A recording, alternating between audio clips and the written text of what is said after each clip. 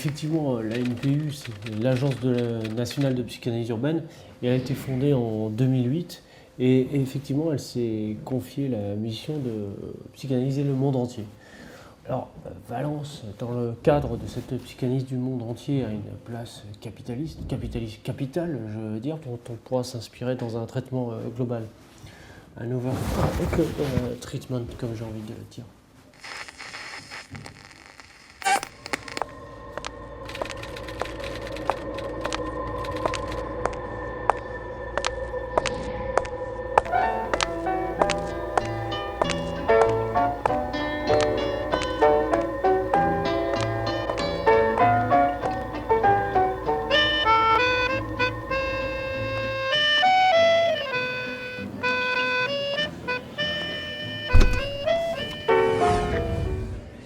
La névrose principale qui affecte Valence, c'est une névrose éolienne, due au vent, aux 4 vents qui s'acharnent sur la ville à longueur d'année, qui est liée aussi au rapport ambigu qu'a entretenu la ville avec une sorte de père adoptif qu'a été le Rhône.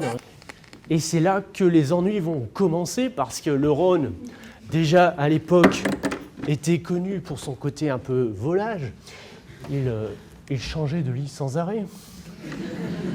Il était très connu pour ses débordements.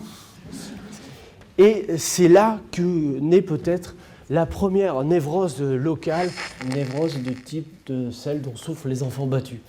En l'occurrence, là, une ville battue par son père, le Rhône, et battue par le vent.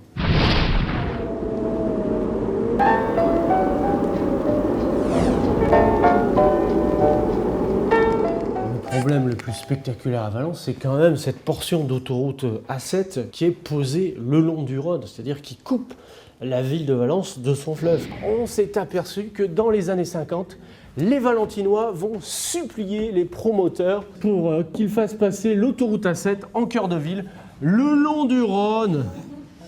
Tout ça parce qu'ils croyaient que l'autoroute allait faire marcher le commerce.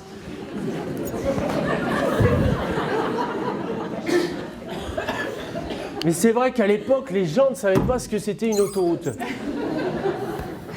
Le rôle de la NPU, c'est pas seulement de constater le problème, c'est de trouver des solutions. Notre devise étant qu'il vaut mieux craquer une allumette que dire du mal de l'obscurité.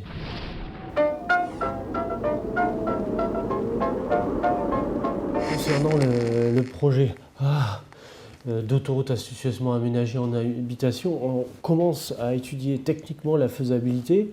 L'idée étant de se débarrasser des voitures sur l'autoroute pour y aménager des habitations. Et rien qu'à Valence, entre la sortie nord et la sortie sud, on arriverait à loger, tenez-vous bien, 60 000 habitants. Ce qui pourrait doubler la population de la ville sans créer d'étalement urbain.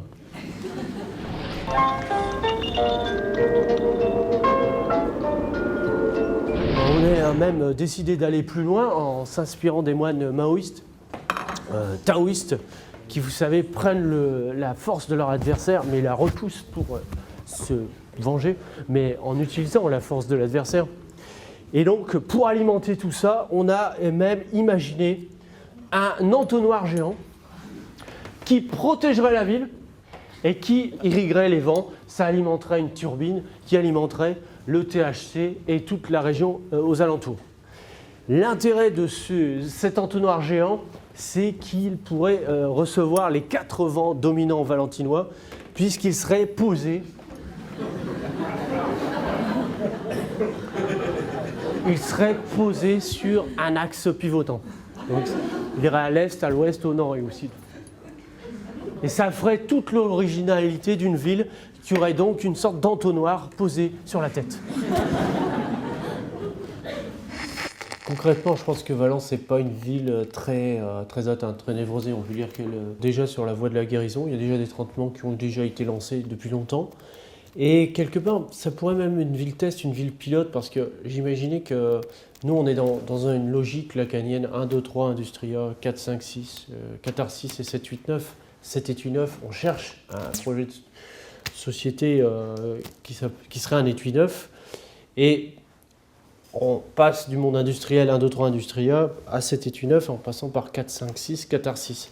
Et je pense que Valence peut être vraiment l'étui 9 dont toute la ville, enfin toute la humanité, enfin le monde pour s'inspirer dans le cadre d'une psychanalyse du monde entier. Voilà. Sachez que nous allons ensuite proposer toutes ces pistes de traitement à l'ensemble de la municipalité, du conseil municipal. C'est pour cela que lorsque vous quitterez cet amphi, je vous invite à pousser des hurlements de joie, des grognements de plaisir, ainsi que des vagissements de satisfaction.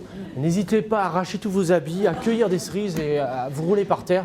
Tout ça pour attirer l'attention d'éventuels élus qui douteraient du sérieux et de la qualité des travaux proposés ici. Merci à tous, bonne soirée.